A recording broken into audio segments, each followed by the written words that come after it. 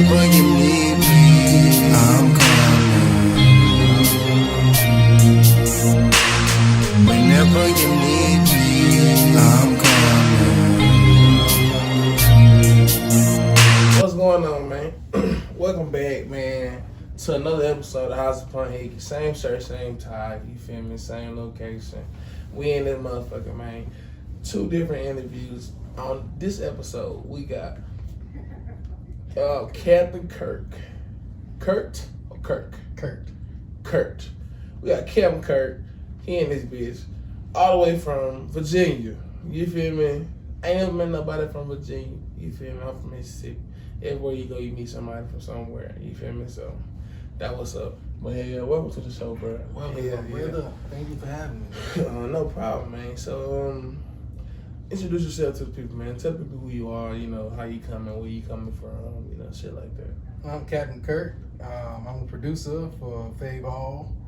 We're working on, we just put out his album. We're planning to shoot the video. I got started in this around 16. Got started in this, was planning on, making a jumping feet first into the music industry. Right. One of my homeboys that had the equipment, he got into a situation, so we lost all the equipment. I looked at it, maybe that wasn't meant for me. It was a dream deferred. You know how some black kids growing up, everything seemed like all the roadblocks, you're trying to get over them as much as you can, but sometimes some of those roadblocks is just kind of like put a damper on things. Right. It was one of those things I didn't foresee. And then I was up in a grocery store actually, and of course I'm a big hip hop head, and at the time, Source magazine was real big. Okay, yeah. So I picked up a Source magazine, and the first page I turned to had an article on Full Sail, advertisement rather. Yeah. So that was my deal. Okay, I'm going to Full Sail, but how do I get there? I didn't want to come out of my pocket and pay for tuition, so it was like, military. They helped pay for my education. So I went and joined the military, did my time, got out, went to Full Sail for the tour, the behind the scenes tour, and at the time, the enrollment advisor actually was like, they wanted 27, grand up front to reserve the seat. Of course, the government during that time, the 9/11, post 9/11 was in its infancy stages, so it just came out. So they wasn't going to fork out no 27 grand up front to reserve no seat. So I was ready to pack up, go back, and I was going to actually re-up in the military. I was going to do it all over again, forget it, I'll find something else. But lo and behold, I found IADT in Tampa. Enrolled, and my second term in school, a young man was sitting behind me talking to another guy, and I overheard him say he liked to rap. I stopped him after class, handed him my iPod. Yeah. He listened to some beats. He was like, hey man, shoot me some beats. Yeah. And we'll see what we could do. I shot him some beats. He was recording in my crib probably like 2 weeks later. Yeah. And I swear to you, when a young man came in there and recorded, I thought he had been rapping his whole life. He said he had never rapped before a day in his life on the microphone. And that man turned out to be Fave Hall. 2009, we're in 2020. That's 11 years ago. 11 years ago. We've been grinding, 11 years we've been grinding, trying to, we had stuff, we sent music out, gave music people, not to knock anyone, because, I know people have their reasons why they do things they do, but we just didn't feel like the people that we gave the music to help us enhance the sound, they did that just due. I'm not gonna say it was hate. I'm not gonna say it was, they didn't want us to succeed. I just don't think they put their all into it. And so we even actually went to a major recording studio actually out here to get some work done, and they had an engineer there, but he was more concerned about everything else but doing the work. Right. So, you know, we had a little group, and you know, shout out to JR, RIP, you know, Bugs, you know, God rest his soul. That was the one. That was the call him the turn up kid, because he was the one who was the turn up. He turned up in the group. He was the only one. Every time he was ready to go. Yeah. And you know, we had Nice, Jordan. Then we had Lack Daddy himself, Abe Hall. So that was the little group, the little clique, and you know, just unfortunate. Bugs, he would die, you know, passed away untimely in a car accident. You know, I'll never forget it, March 31st. Sorry to hear that, bro. Yeah. R.I.P. Bugs. Yeah. You gonna check the camera for me, bro? Make sure you still recording it. Yeah, I was still recording. All right, bet. So that was like, you know, one of the things, and we were still, you know, working on music and stuff. But I think that happening, I think it kind of put a damper on everything.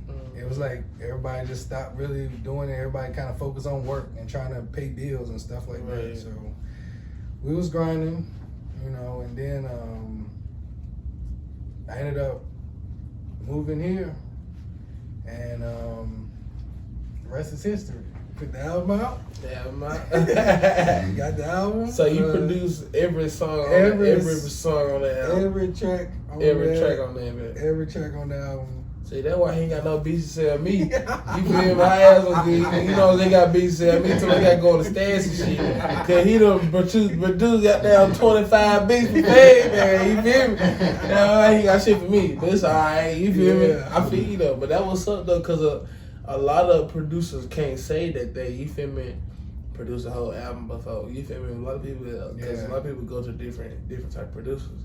So the fact that you and bro got this connection, got the musical, you feel me, and vibe, that shit straight. Cause like my last roommate, he was also he a producer too, but he like grew up in the church. You feel me? And so he knew music theory since he was a little boy. You feel me? So, but him and you feel me, he the type of person he need like an artist. You feel me? He look for artists, and when he finds somebody that he vibe with, man, they make some. You feel me? Crazy ass music, but it's always like hard to keep people, you feel me, concentrated on like certain type of shit. So it's like when you find somebody and y'all both on the same page and y'all both working on y'all both got the same goal, same mission. That shit like a whole different type of level. It's like it's beautiful. It's beautiful. A whole basketball team. You feel me, with just two people. Yeah, but see, my biggest influences were like, you know, P-Rock, CL Smooth. P-Rock was that dude. DJ Familiar and what was it? Guru. And you had Eric B. and Rakim. You had RZA and Wu-Tang Clan. You had Dr. Dre and the Dog Pound and Snoop Dogg and Aftermath. And it was just that guy. Now, all right, how old are you, bro? How old are y'all, bro? I'm 38. All right. How old are you, F8? I'm 41.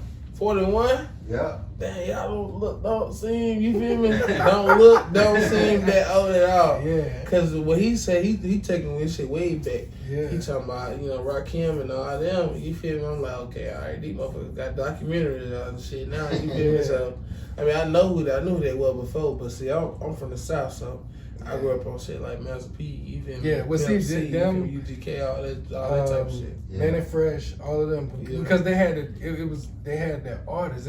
Don't get me wrong, they would branch out and work with other artists. But everybody had that one. They had that guy that like when you like with Guru. When you heard his album, you knew most of that was gonna be DJ Premier. Yeah.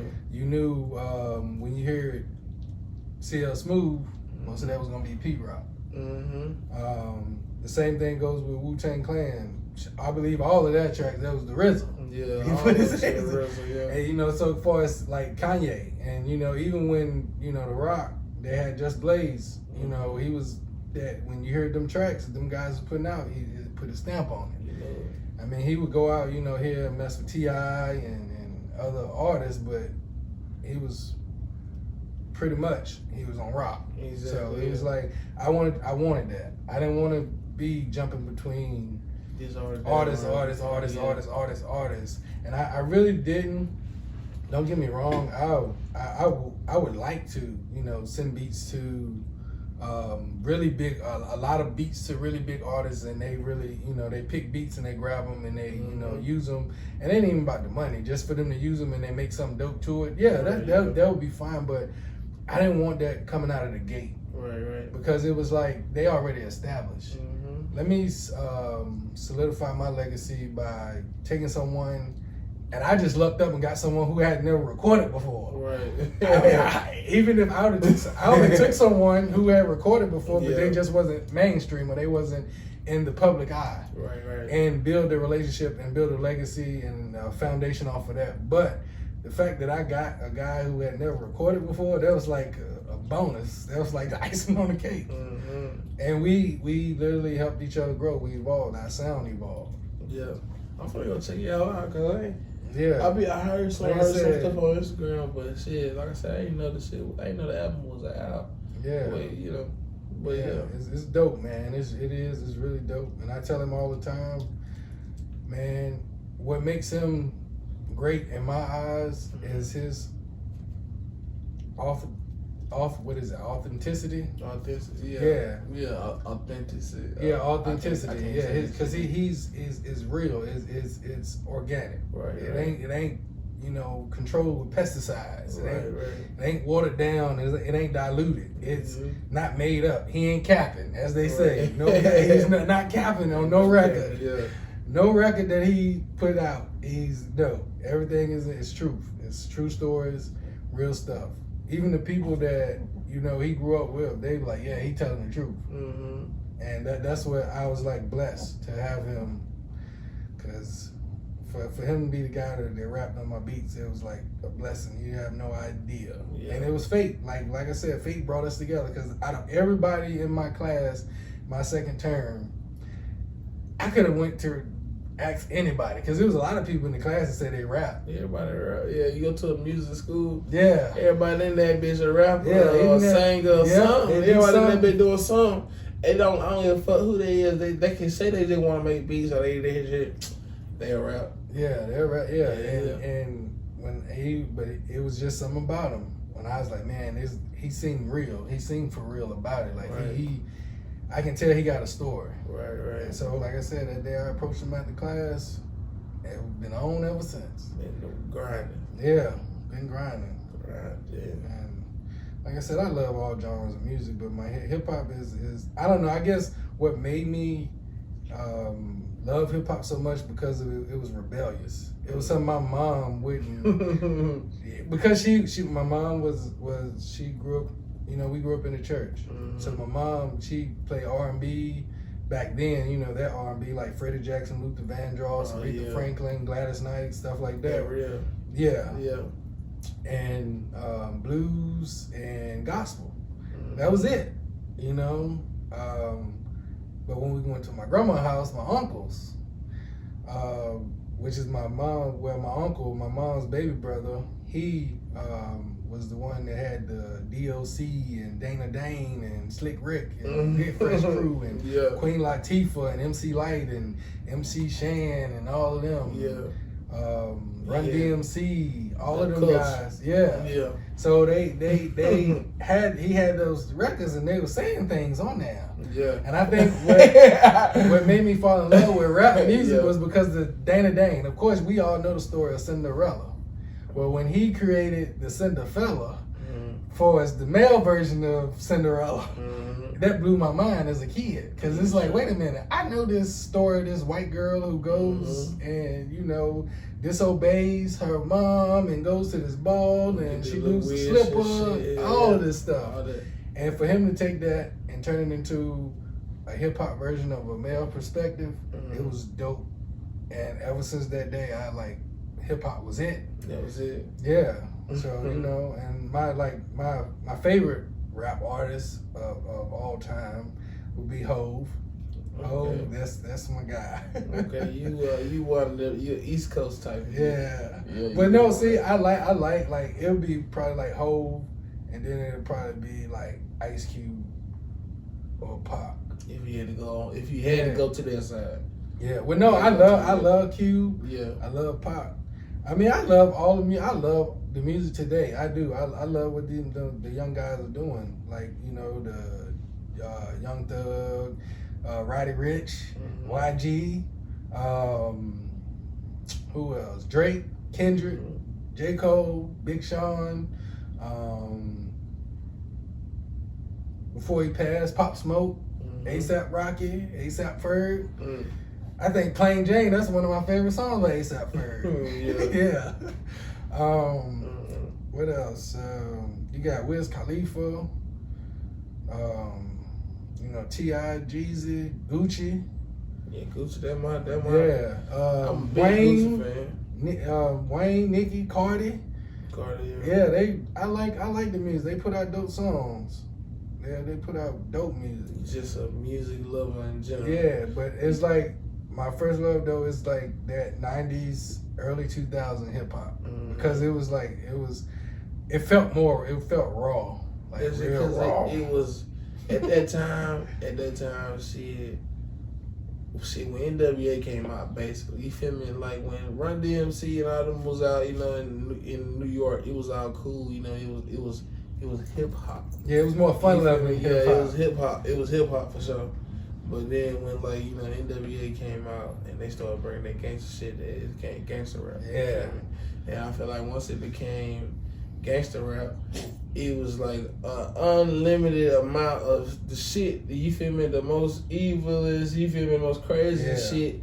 You know, the shit that you saw every day in your hood or whatever. You can spit about that shit. So I feel like back in that time when music was coming out, yeah, it was more raw because you feel me, wasn't on social media or none of that shit. You feel me? So if you wanted to blow, you really had to, you feel me, really had to grind for that shit, get out there.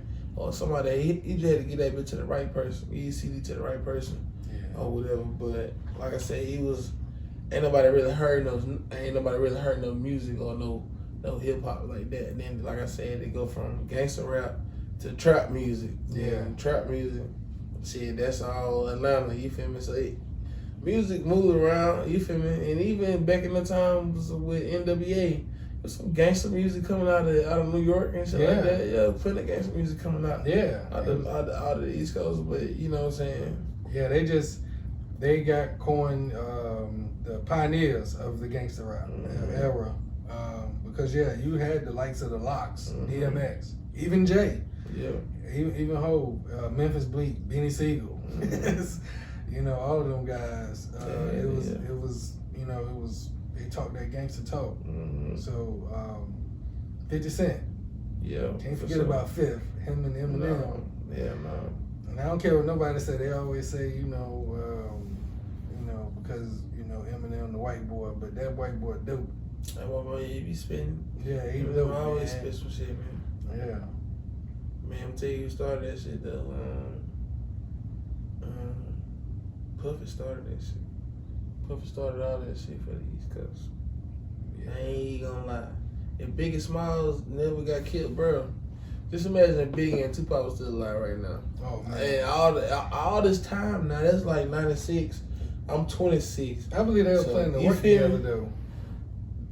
Bro, that was going, you feel me? I Man, think that would have been. It would have happened sooner. Like, look at this a whole picture of Tupac just sitting right down the wall. I'm talking about Tupac. But shit, it be like shit like that. Like if certain people didn't get taken away, you never know like where the music would really be. Because just imagine being able to get signed by Biggie or being able to get signed by Tupac. Yeah. And you got a motherfucker like that. You feel me? Somebody who lyrically, you feel me? And then I've been through a whole lot of stuff in the game and teach you.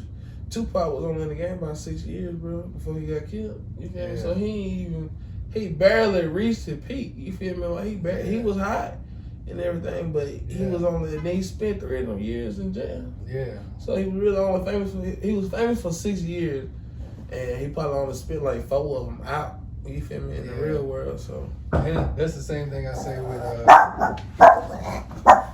The same thing I say with Biggie. You know, Big, he only got to drop 2 albums when he was alive. Yeah, he only got to drop 2 albums, which was Ready to Die and Live After Death while he was alive.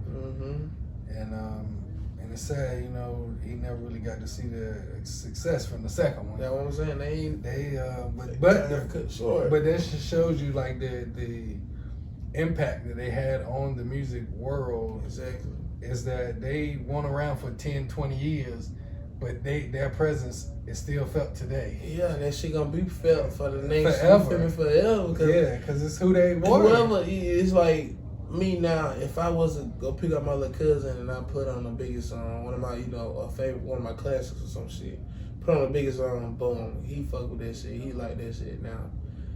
10 years later, he put it on to his son or whatever. Let his son listen to it. 10 years later, I let my son listen to it or whatever the fuck. You feel me?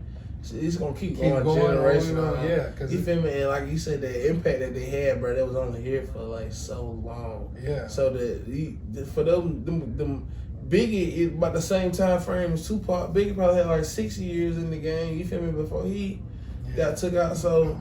And within them time frames, you feel me? You got people that's been around all this time, like Master P, you feel me? And like a whole lot, all the legends and shit, right? They've been around all this time. And they had a big impact on the game too. But it's still at the same time, just them two people at that, in that point, in that time period, them were the two people, you feel me? And then if they were still here now, man, that shit be crazy, man. Yeah. It wasn't, bro, that'd be so, Tupac would be rich as fuck. But then all this conspiracies about him being still alive, no, he couldn't be alive because he couldn't be quiet enough to be alive. You feel me? Yeah, and the statute of limitations is over for that anyway. Even if he faked his own death, he could have came back anytime. It's over. That's over with. And but it's unfortunate that we lost two greats. At that time, and at their peak, they was getting up there. They were, oh my goodness. They was there, you feel me? They was there, but it was only gonna get better, bro. You feel me? The movies and shit. Tupac would have probably made about 30, 40 more movies. Yeah. Would have been in so many more movies, bro. But we're gonna, you feel me? Alright, so one time, bro, shout out all your Instagrams, you feel me? Shout out any project you worked on. Shout out what you got coming up next. You feel me? Shout out what's your goal for the year. You feel me? Like just tell people where they can find you and all of that shit. What to be looking for. Okay, my Facebook is just Curt Ingram. You can find me on Facebook, Curt Ingram. Type in Curt Ingram, CurtIngram, and you'll find me. And my Instagram is True Beats. It's TRU, the number 3, BEATZ. Okay. And like I said, my main focus right now is to push this project, the first one. Right. Get a couple visuals for a couple of the songs off the album, and then start working on the next project. Right. I don't have a projection on when we're gonna put that one out, like a release date, time frame. But we're gonna try to maybe get it out at the end of towards the end of the year. Put the project out.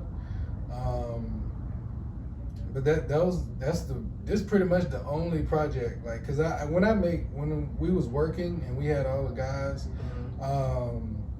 we were putting out. It was gonna be a compilation album with a bunch of songs on there. We just couldn't find engineers and stuff that really wanted to work, that were gonna give their 100%. And that's why shout out to Jed. That guy, he that's a good dude. He took a chance on us, and he worked with us and got us, helped us find our sound. And the rest, is history. Y'all might have to hook me up with Jed, man. Yeah, he's really dope, man. He's a dope guy. He's very honest, real. He don't sugarcoat nothing. If something's not sounding right, he gonna let you know. If you send him, some tracks, he won't. That's the thing I like about. He don't touch nothing until he call. Hey, this is not sounding right. You mind if I do such and such? Or hey, can you change out the 808 in this and find a different sound and stuff like that. Which I like, cause some people that just move stuff around and not say nothing, and then send it to you. You don't like it. You gotta tell them the truth. Yeah, they might not like the truth. You feel me? Y'all might not. You feel me? So damn, man, y'all got it set up around here. Y'all got good people. You feel me? Yeah, team of people, man. I haven't met. I think I met the mastering engineer. I cannot remember his name off the top of my head because that's who Faye. You know, he works with. You know, right. On and off. I just know. I know Jed. Right. And I know Evan. I met Jesse at they had a hip hop celebration. I think it was for Big. I think it was doing. I don't know if it was his birthday or his passing. I think they had a hip hop celebration over at the Smoke Shop, the Smoke Signal, the Smoke Shop on Florida Avenue. Right. They had a little celebration over there, and I met him. Finally met him. So yeah, we it's a team in Big J. Shout out to Big J. Big J, Frother man. Yeah.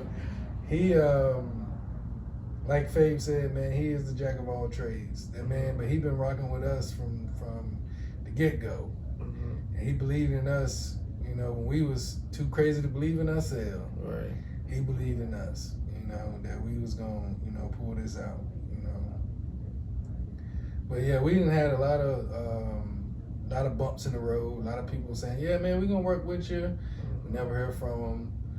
Now which is crazy because now we got people reaching out trying to do stuff with us, Mm-hmm. and you know we like, dang, like we quarantine around that bit. yeah. Mm-hmm. But we try to make our mark, man. We try to make our mark any way we can to get there and put our stamp on the music industry too. So yeah, man, that's where we headed. Well, that's what's up. Y'all heard where he at on Instagram. True Beats, TRU3 Beats, right? Yeah. All right, so y'all go tap in with Captain Curt, man. You feel me? Cool, man. He a cool dude. They all, you know, I met Faye, you feel me? And I come here, I meet Cap, you feel me? So I fuck with them, and they all, you know, stand up. So I'm gonna go check their music out, see what it sound like, cause I ain't, you feel me? I only heard like, you know, little small clips from like Instagram and stuff. You feel me? I ain't never listened to nothing in the car, so we got to check it out in the car, see how everything sound. You know, I'm trying to give me some beats, man. Maybe y'all might hear some Pimp Juice on a Captain Curt beat one day. You feel me? So You will. yeah, you will. But Yeah. like I said, like, comment, subscribe. You feel me? Follow me on Instagram, Real Water TV, and also Pimp Juice _CHP. You know, everything on the screen, man. Y'all see it all. So yeah, man, y'all follow me. Stay tuned. Y'all follow Captain Curt. Y'all stay tuned. Y'all go check out the motherfucking album, man. I'm gonna go check it out too. So y'all go check out the album. Let me know. Comment in this video. Let me know how y'all like it. You feel me? And when y'all go follow him on Instagram, y'all let him know y'all come from the Real Water Clan. So y'all fuck with me. Appreciate y'all for watching. You feel me? Another episode of Hottest Ponhiki, man. We still in this season 2. If anybody out there in the Tampa area, Tampa, Orlando, anybody, you feel me? Anybody want to get an interview, y'all come through. You hit me up, man. Real Water TV. Let me know. You feel me? We schedule time. You feel me? We get it. It's simple like that. In and out. Over with. But yeah, I'll see y'all in the next video, man.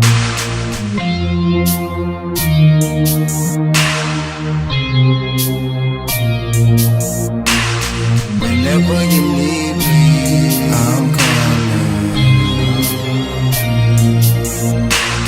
Whenever you need me, I'm coming.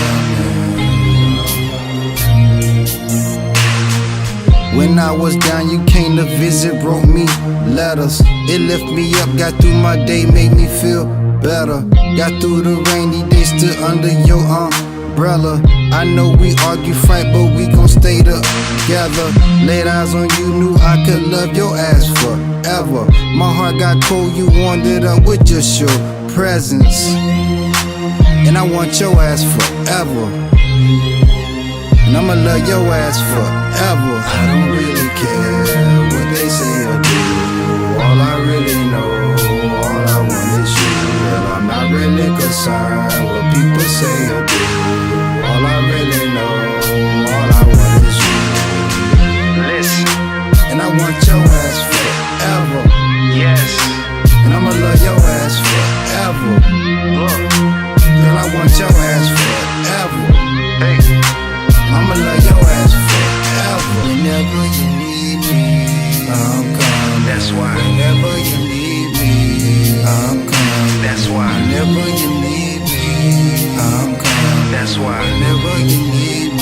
want this shit forever. Just call my name and I'll be there, young Michael Jackson.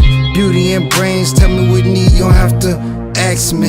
Talk that sick shit, and I love it when you're sassy. Animal behind closed doors, out in public, you keep it classy. I don't pay attention to random ticks, look at them and just pass them. When we together, it's a movie, lights, camera, action. And I want this shit forever, yes. And I'ma love your ass forever. Forever, my lady, my queen, my love. And I want this shit forever.